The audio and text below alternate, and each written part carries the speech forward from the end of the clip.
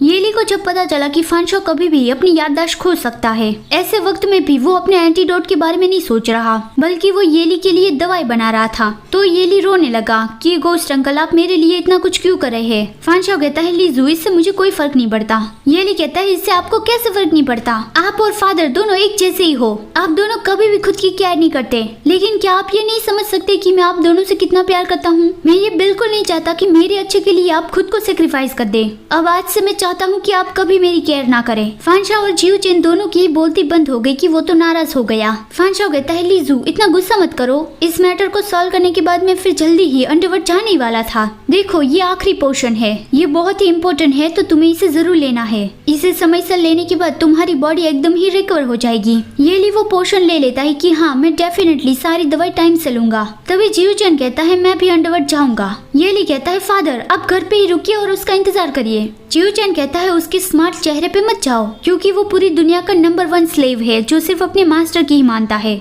अगर आधे रास्ते उसे कुछ हो गया तो, वो सब कुछ भूल गया तो, और सिर्फ मुझे ही पहचान पाएगा तो फिर वो क्या करेगा? तो फिर येली हॉरिबल इमेजिनेशन करने लगा कि आधे रास्ते अगर फानशो सब कुछ भूल गया तो क्या होगा। फानशो एक ही जगह पे बैठ गया और कहने लगा कि मैं कहीं पे भी नहीं जाऊंगा, मैं मेरे मास्टर का इंतजार करूंगा, वो मुझे लेने आएंगे, तब तक मैं किसी को भी एक्सेप्ट नहीं करूंगा। येली कहता है कि हाँ, ऐसा शायद हो सकता है। सांगयान कहता है, ये काम हमें करना ही पड़ेगा, मैं जल्दी ही सारा बंदोबस्त करता हूँ। मेरा सामना कभी मिंगजू से नहीं हुआ, मैं काफी लंबे वक्त से इस पर्सन से मिलना चाहता था। मिंगजू अंडरवर्ल्ड लॉर्ड। सांगयान ने ये तय किया कि वो यहाँ पे लेफ्ट और राइट गार्डियन और ग्लूटोन को यहाँ पे छोड़ के जाएगा इस पहाड़ी को गार्ड करने के लिए, और वो कुछ एलीट सोल्जर्स को अपने साथ अंडरवर्ल्ड ले जाएगा। उसने येली का हाथ पकड़ के उसे प्रॉमिस किया कि डोंट वरी आली, मैं उन दोनों को डेफिनेटली प्रोटेक्ट करूंगा। येली कहता है, अब तुमने इस मामले को अपने हाथ में ले लिया है तो हम जरूर ही इसमें सक्सेस हो जाएंगे, लेकिन केयरलेस मत बनना, जाओ और जल्दी से वापस आ जाना। सांगयान कहता है, ओके। फिर वो लोग अंडरवर्ल्ड के लिए निकल पड़े। वहाँ पे काफी सारे डीमंस थे, तो सांगयान को ये अजीब लगा कि इतने सारे डीमंस यहाँ पे क्यों है, क्या उन्हें यहाँ से वापस नहीं भेजा जाता? इस तरह से तो पूरा अंडरवर्ल्ड एकदम ही भर जाएगा।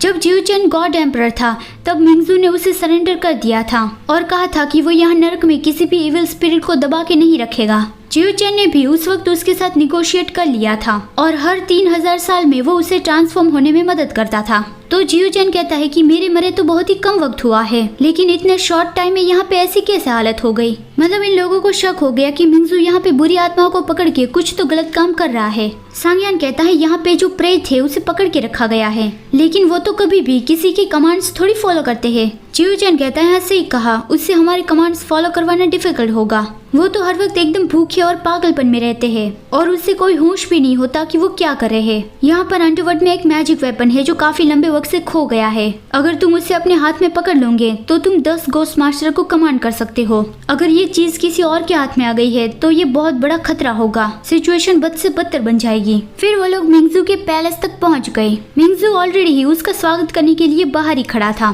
कि डीमन लॉर्ड आ गया, मैं तो काफी लंबे वक्त से उसका इंतजार कर रहा था। डीमन लॉर्ड, आप तो बहुत ही मैजेस्टिक है। यहाँ अंडरवर्ल्ड में आने से पहले आपने एडवांस में लेटर भी नहीं भेजा। अगर मुझे नर्क के दरवाजे की गार्ड ने ना बताया होता तो मुझे तो लगता कि कोई ल्यूनाटिक अंदर घुसे आ रहा है। यहाँ तक कि आपने तो गोस्ट गेट भी तोड़ डाला। मैंने सुना है कि आप एक बीस्ट के फॉर्म में पैदा हुए हैं, तो मुझे इस बात से जरा सा भी आश्चर्य नहीं हो रहा है कि आप हाई लेवल की चीजों को समझ नहीं पाते। सांगयान कहता है, हम डीमंस तो किसी भी रूल्स को फॉलो नहीं करते और हम बहुत ही बैड टेम्पर वाले होते हैं। जब हमारा दिमाग सटक जाता है ना तो हम काफी सारे दरवाजे तोड़ डालते हैं। तो मिंगजू, प्लीज इस एक दरवाजे को तोड़ने के लिए हमें माफ कर दो। आपके लिए एक सवाल, आपको कौन सा हॉर्स पसंद आया? सांगयान का ब्लैक हॉर्स या फिर जियो चेन और फानशो का व्हाइट हॉर्स?